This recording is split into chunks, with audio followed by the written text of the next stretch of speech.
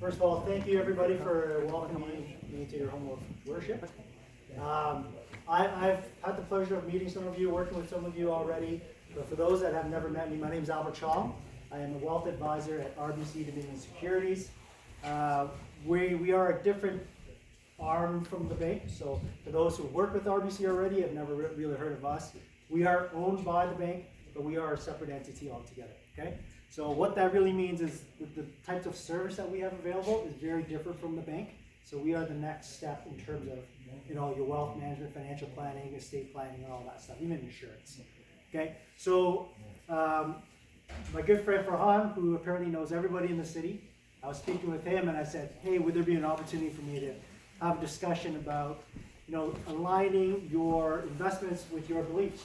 And he said, yeah, I think that would be fantastic. So here we are today, and that is what I'm discussing today. There's many other topics we can talk about, but today we're going to talk about some of the restrictions, what are some of your options, and how we can achieve that, okay? I didn't realize I was going to be recorded. I probably would have worn a better shirt or a tie, but thank you very much. I'm going to try to keep this within about half an hour. If you have any questions at all, feel free to let me know, stop me. I'm very casual, very easygoing, so let me know if you have any questions. And then at the back, I see some people have already signed up. That's if you want me to contact you for more information about perhaps your current situation, your current portfolio. If you have any questions that you want to take privately, feel free to contact me there, and then my business card is there as well. Okay, perfect. So the agenda for today, or I've already done my introduction, but the first thing we're going to go through are some of the restrictions for Islamic investing. Okay, and then after that we'll talk about what that means if you want to observe those restrictions and what it means in terms of risks on your overall portfolio compared to perhaps your normal balanced type of portfolio that everybody else can invest in. Okay. After that, we'll talk about some of the investments that are available to you. Okay, and once again, what that means in terms of risk. And then finally, I'll just talk about how we wrap that all together in a wealth management process. So far, so good? Okay. So I'm sure you all know this already, but these are the restrictions that you have to face when you're dealing with your portfolios. Okay. So on the left-hand side, you're prohibited on investing companies that are manufacturing alcohol, tobacco, pork, conventional financial services, arms, weapons, casinos, music, hotels, cinema, adult entertainment, pornography, that sort of thing. And then on the right-hand side, there's a couple more restrictions beyond just the sectors as well. Okay, so you cannot invest in a company that derives a lot of its income from debt, from interest. Okay, so which is why conventional financial services are out. So if you ever talk to anybody who's not practicing and they're just investing in a regular portfolio in Canada, chances are they have a lot of banks in their portfolio, whether they know it or not. Okay, so these are some of the restrictions that you have to face with. So if you're out there and trying to save money, just like every other Canadian, trying to put food on the table, plan for retirement, not everybody's going to know some of these options that are available for you. Okay, case in point, if you walk into a bank and say, I want to invest in some TFSA or some RSP money or RESP money, chances are they don't know about these types of restrictions. Okay? This is another big one, fixed income restrictions. Because we can't generate interest, how do we build a portfolio that's properly balanced? Okay? So that leads into my next slide. So what I've done here is given you a snapshot of your typical balanced portfolio. Okay? Balance meaning we've got a little bit of equity exposure, you've got a little bit of fixed income exposure. Okay, that's your traditional.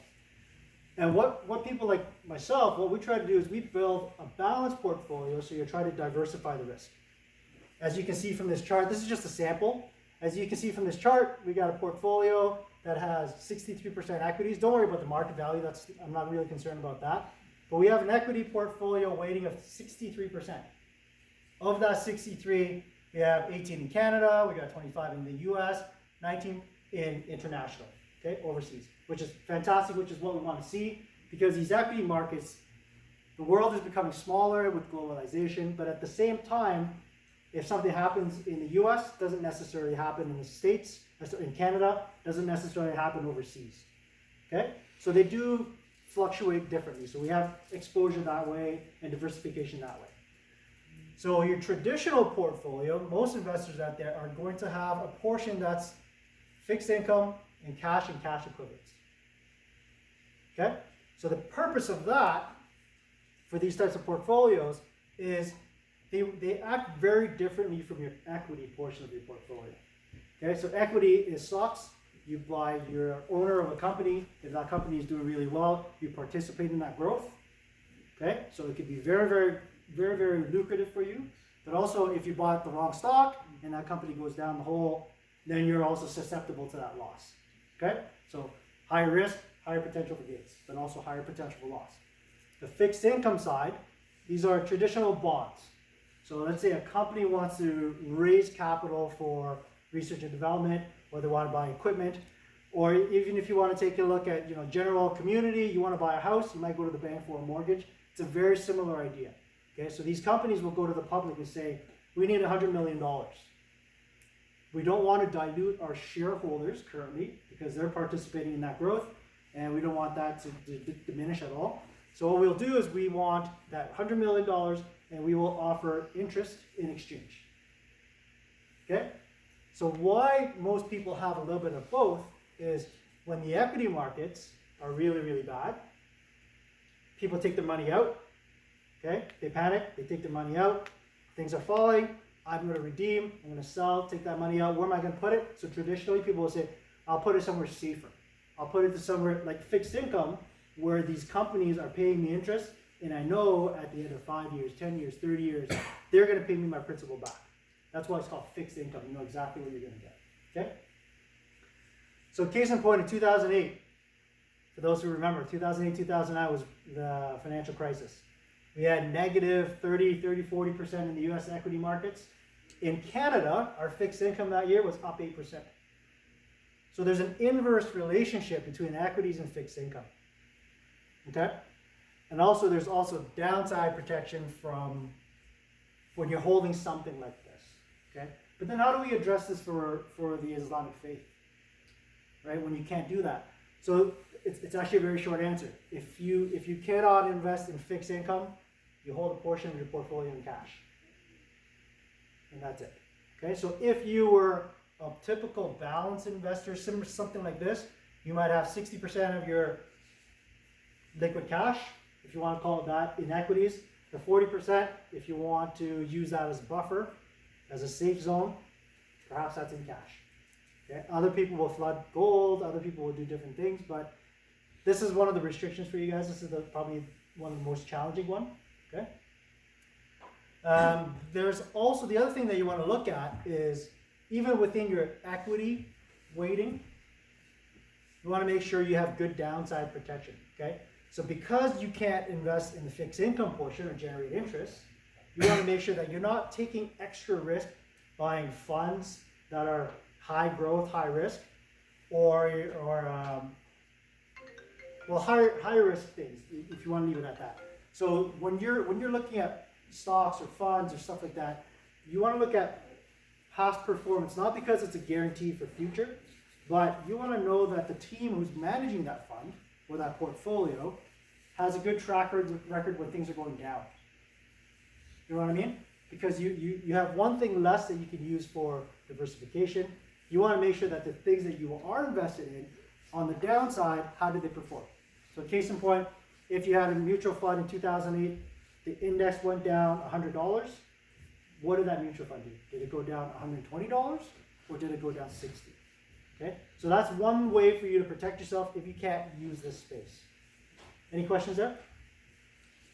I didn't understand why did you omit gold and silver as part of the cash equivalents? You can put that. Yes, of course. Yeah. I thought for a second I thought that you were saying that for Muslims they cannot use. No, not at all. So do I understand that right? That cash equivalents would be gold and silver and precious metals? Yeah. Okay. I wouldn't say that's a cash equivalent because it's not as liquid as cash, but that's an alternative. Yes. Okay. I mean, putting it in a bond is not cash either. So I mean. Well, you can sell a bond in 2 days, right? I would suppose that gold can. So I mean, do gold and silver follow the exact same scheme when the inverse relationship between during market crashes? Generally, yes. Okay. Generally, yes. Okay. Okay. Gold is seen as the safe asset class. So when people are fleeing risk assets, flight to safety, gold is one of those. So what happened? I don't quite remember what happened in 2008 with gold. Gold went up. Oh, it did. Yeah. Just like over the past, well, not towards the end of 2019, but early in 2019, we had some volatility. At the end of 2018, we had a lot of volatility. There was a lot of flight to gold at that point, and gold has come up about 30-40% this past year. Okay, so there is an inverse relationship there as well.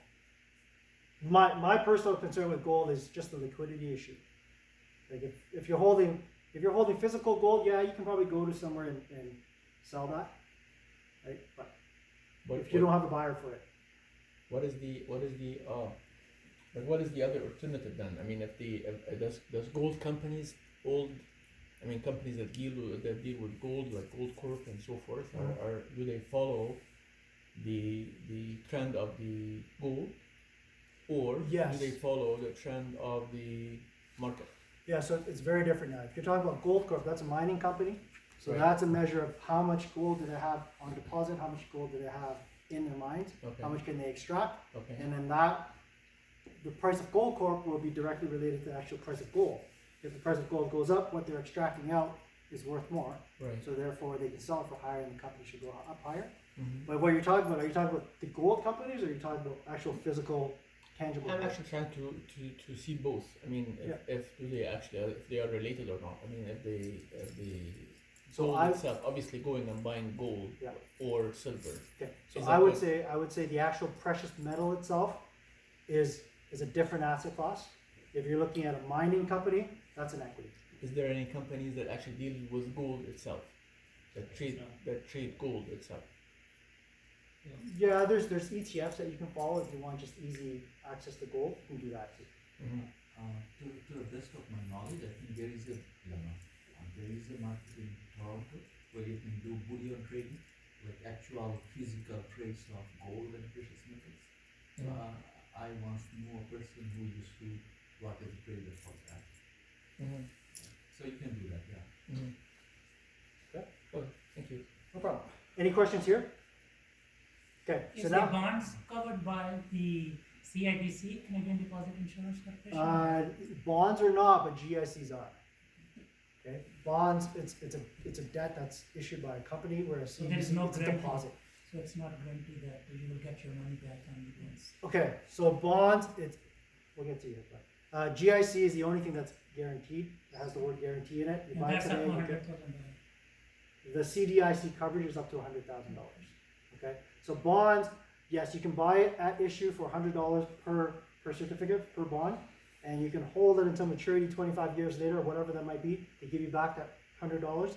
But throughout the lifetime of that bond, the price of it will fluctuate. Okay, depending on what interest rates are doing, depending on how that company is doing. If they're defaulting on bonds, obviously those bonds are going to be worth less. Okay, but if you hold it all the way to maturity, you get your initial principal back. So that's one way to guarantee it. So I read something about bond class called Sukuk bonds. Have you heard of that? No. Okay, so I think it's very popular in Malaysia, London, Switzerland, and so on. Okay. And that's supposed to be compliant with Islamic principles of finance. I'm going to look into that because I talked to one of the providers on the next slide about the fixed income portion, and that company said there really are no options, perhaps in Canada, but I'll look into that. Okay. So you said that you can take the money from, there's two options, so you either buy gold or you can get cash, and you said the cash you can get your hands on it in 2 days. How long would it be for the gold, approximately? So that's what we're talking about, right? If you have physical gold, where are you selling it? Are you going to a pawn store to sell it? Or are you going to, This is actually, right? So are you going to a pawn store where you're not going to get your value back? Or are you going to go to a trader like the gentleman behind you said? So that's the issue with physical gold. It's just, you can't go to the grocery store and pick up for everything. Okay. So I'm going to talk about 4 different options that I've used, okay, that some of my clients have used, And I'll talk about the pros and cons of each. Some of this you can do on your own. Some of this you're going to have to do through me. If you have any questions, let me know. Okay, the first one is the Global Iman Fund. Okay, this is a company in Toronto. The company is managing $75 million, and this is all they do. Okay, so the portfolio managers are following Sharia compliant screens. So everything that's in there should be good, right? Because that's all they do.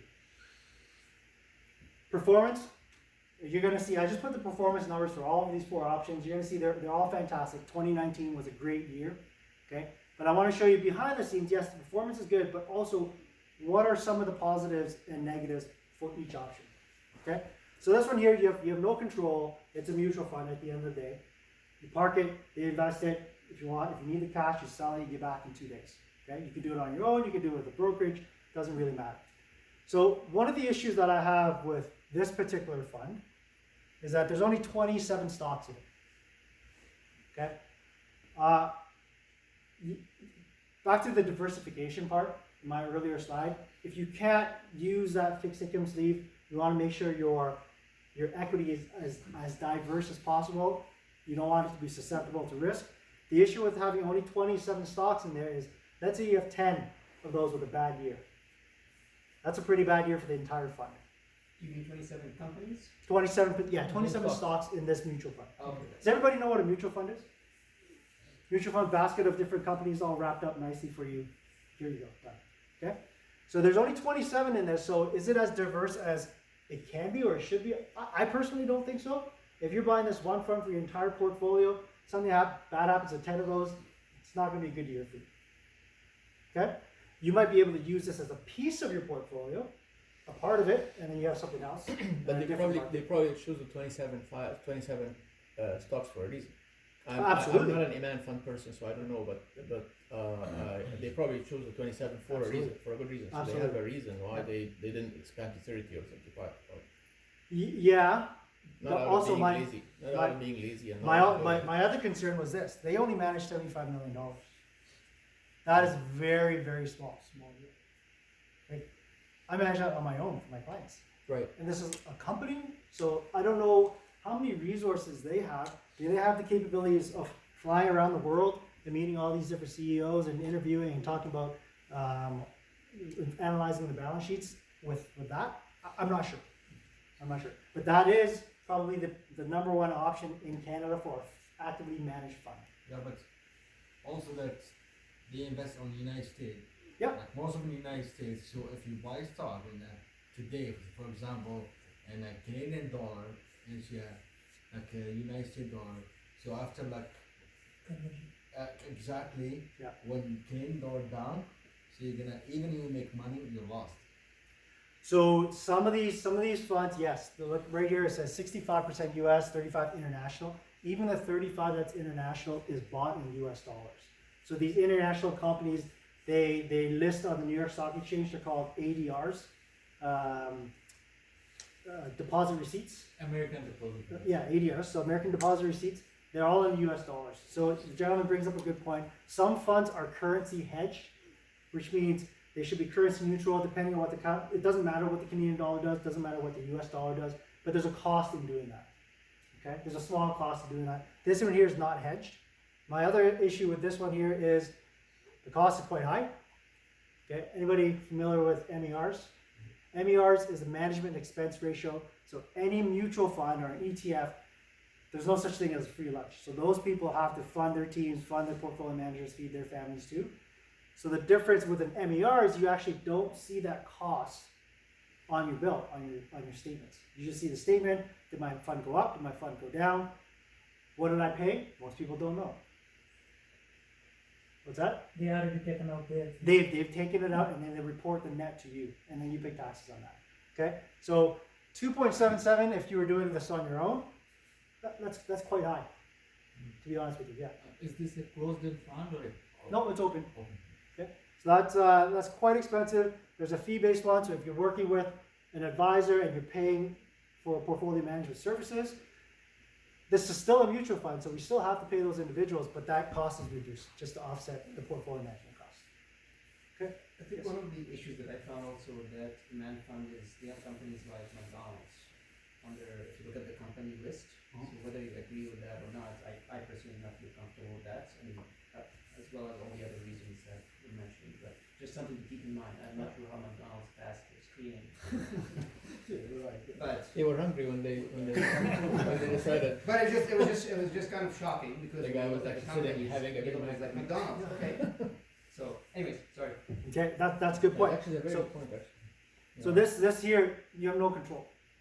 Okay, you put your faith in them that they have the appropriate screens in there, but things like McDonald's slip through. So they do check those 27 companies on a yearly basis after reviewing how did the every company did over the year. You know, well, they actively manage it, so they're looking at these companies all the time. Why McDonald's is not? Because Well, that's the thing, if you think just that's what, what, depending on what My kind of. understanding McDonald's has no pork, it's all beef, and pork is all beef. Yeah, this is true, but there's a question about the halal portion of. But then you got like It's a whole big your- discussion. the breakfast sandwiches. Yeah. also. Selling fish burger. Thank you. Okay. Any questions for this one here? Can invest on No? location. No, what is the open end and just for me to understand, I don't know on this part. So I mean, what is open end and close down? So some funds, when they get big enough, they close it. You can no longer put any more money in there because it's grown too big. They don't want to Oh, steer the market with any one change. okay. This one's only, the other one was only $75 million, so it's open. They're looking for business. So like, what is the minimum denomination for investment for this? On the global amount, I think $500,000, something like that. Okay. So this is another option that we have. It's an RBC one. I just picked it not because it's RBC, but because there are screens in here that help address some of these requirements that you have for your portfolio. Okay. So take a look at the returns. Very similar. 36 positions. Okay. So you're better diversified. Still global allocation, 58 US, 42 international. But look at the mandate. This fund alone, not RBC Global Asset Management, the whole family of mutual funds, but this fund alone has $531 million in it. So in terms of resources, I would say I trust these guys a little bit more because they have further resources to go out and meet the 36 different CEOs in this portfolio. Does that make sense? The inception is also longer, so I like having track record. So some of these other options that you're going to see out there. So Wealth Simple has an option, but they've only been around for 3 years. So I don't know what's going to happen at the next downturn with an ETF type portfolio like Wealth Simple. Okay? So what's that total return? What's that mean? We're Total total. It's just how much did this one fund do in 1 year? So in 2019, it did 26.5%. In each of the past 3 years, it would have done 15.3. In each of the past 5 years, so it's annualized 12.4. Since inception, since 2007, if you held this fund since inception, you would have got 7% every single year. Okay, not bad considering 2008 was 2009 was down right away. So, again, like in terms of the stocks here, so I don't see like the financial stocks. So this one, that screen is not in there. So the financial stocks, I'm just giving you the options. I'm not helping you here interpret what the scholars are saying. This is just one of the options out there. Some people don't really mind having financials in there. Some people find it as a restriction. These are, I think, the main screens. Okay, so this is one of those socially responsible funds out there that seems to be Don't growing have in the SIM popularity. stocks. I'm sorry? Don't have the SIM stocks. Yeah, there's no sin stocks in there. Okay. The other thing I should mention is the 4 that I'm giving you, they're all global, just for the sake of comparison. I don't want to compare apples to oranges. I want to compare apples to apples. I'm not saying that this is the appropriate allocation for everybody, that we're only doing global equity. I'm just showing you the different options that we have.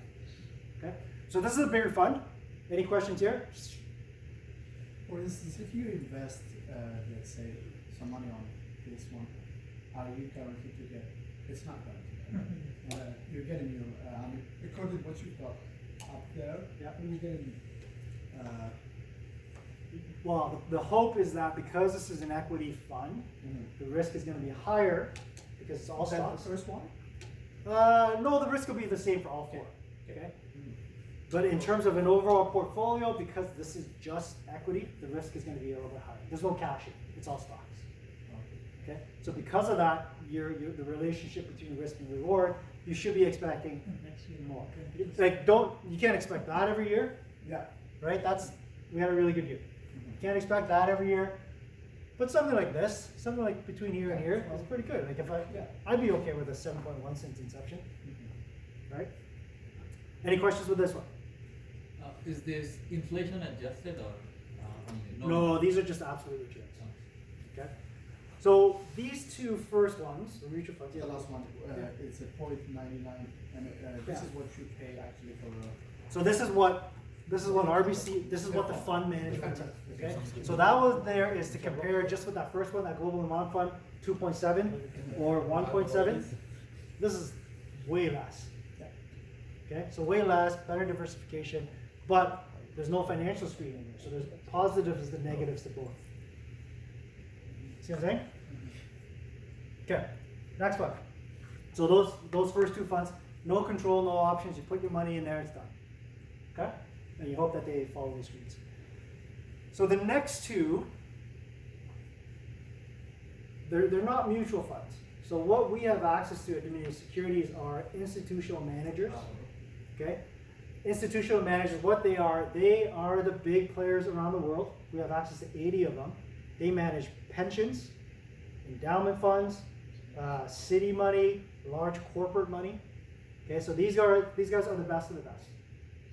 If you want to work with one of these institutional managers, oftentimes it'd be knock on the door. They'd ask for $1 million right off the bat for one account. Okay, so if it's an RSP, non-registered account, they'd want $1 million each. So we have an advantage is because of our scale as Canada's largest wealth management brokerage. We pay these institutional managers for their intellectual property. So we go out there and say, hey, Capital Group, Dominion Securities, we manage $400 billion. Would you like a piece of that? If you would like a piece of that, we'll pay you a little bit. You tell us what you're buying, what you're selling every day. Okay? We use your resources. You tell us what you're buying, what you're selling. We take that information. We buy those exact same names for our clients. Okay? So where is the advantage of that? The advantage of that is now, with this great knowledge that we have from these institutional managers, our technology allows us to put in whatever screens we want. Okay, so if you want, I'll get there. I'll get there before I get there. So this one over here, as you can see, the numbers, I apologize, they're a little bit small, but fantastic numbers all throughout as well. Okay, you're getting more positions in this one, so a little bit better diversification. So I would argue that it's harder to get such good returns with more names. That means you have to pick more stocks correctly. Does that make sense? Yeah. Whereas if you have a portfolio of 10, you get lucky, you get 9 good, returns are going to look really, really nice. If you have 60 to 80 names and you have really, really good returns, that means you've got the bulk of 60 to 80 names right. Right? That means you got good resources there, you got good managers there. Same thing, here we go, globally held, 54% US, 46 international. But this is where now scale helps and resources help, okay? These guys, this particular mandate has 5 portfolio managers, each of them at the minimum of 25 years. So these are the type of minds that are behind this mandate, okay? Notice I'm not calling it a fund, it's just the names of the stocks that they're providing us. So the firm itself, these guys are based out of California. This is just one of the 80 that I have access to. Happens to be the one that I use quite often. This firm, they have mandates outside of the global equity. They have US equity, fixed income, all that stuff, right? But the firm itself manages 1.9 trillion. And this mandate, 1.5 billion. So compare that to the last fund, that was 500 million. Compare that to the first fund, that was 75 million. Now you can see where the scale really is. Okay? Because we have the names that you're buying and selling, there's no MERs. Okay? There's no embedded costs, just the portfolio management costs. Okay? Because RBC has already paid these guys for that information. We're just using that information to buy these same names on behalf of our clients. So you get full transparency, you know exactly what you own. So back to Mahmoud's point, we have all 60 names. You can look at that and you can say, hey, McDonald's is on here, we need this gone. Gone. Make sense? So based on your personal religious beliefs and how you want them to align to your portfolio, we can put in different screens for sector. So back to all those sin sectors, none of those. No financials, right? And then if something slips through and you see it on your statement, we can filter it down to the individual security. So these guys have given us their top picks. We filter it down to based on your needs by sector. If something slips through, then we say, we need this one gone too. So you have full control, lowest cost, you're not sacrificing any performance. Does that make sense? So what is the management cost again? That's a conversation between you and I. Okay. 20%, 25%. No. Never. Yeah. Yeah, okay. I'd be doing really well if it was that. So what is like the typical range for that? So it really depends on, so we price our portfolios based on size of the household. So anywhere between 1 and 2, something like that. The larger it gets, lower it gets, that sort of thing. But that's a conversation. Yeah. I'm a little bit confused about the firm AU. Okay, sorry, I apologize. Mandate actually. AUM is assets under management. I should have explained the acronym, I apologize. So the firm's assets under management that they're overseeing is $1.9 trillion globally. You mean the AU positions? No, the firm being Capital Group, just this company alone. Okay. Just the company's managing 1.9 trillion, Okay. but then this mandate, this global equity mandate, is 1.5 billion. And the 60 and to 80 this position, Mhm. like is this company? Yeah. is 60 to 80 different stocks. concentrate or you don't know maybe? So Look at it. we don't know, but this is where I'm going to get into. We can put these screens that help us line up to the Muslim faith. Okay. So this is one manager that we have access to. Another manager that we have access to. I'm just going to show you just for, just because I put it in here already. But this is another one that I use regularly. The numbers are same thing, fantastic. 40 to 60 different positions, same globally diversified. 3 managers of 23. But look at the numbers here. Like this particular mandate, the company's managing 91 billion. Yeah, it's smaller than Capital Group. So like basically these two options are you are kind of customizing for the investors, right? Yeah. Based on the stock picking advisory from Walter or Capital. That's right. Okay. So Walter Scott is a company in Edinburgh, Scotland. Okay. So they primarily do international stocks. They do U.S., but they don't look at Canada or anything like that because we're too small for them. But if you look at the company itself, they're managing 91 billion. Of that company, they've dedicated a third of that company is within this one. And it's a lot. So you can see how much resources they're going to put into this one particular mandate. Okay? Inception, they've been doing this since 2003.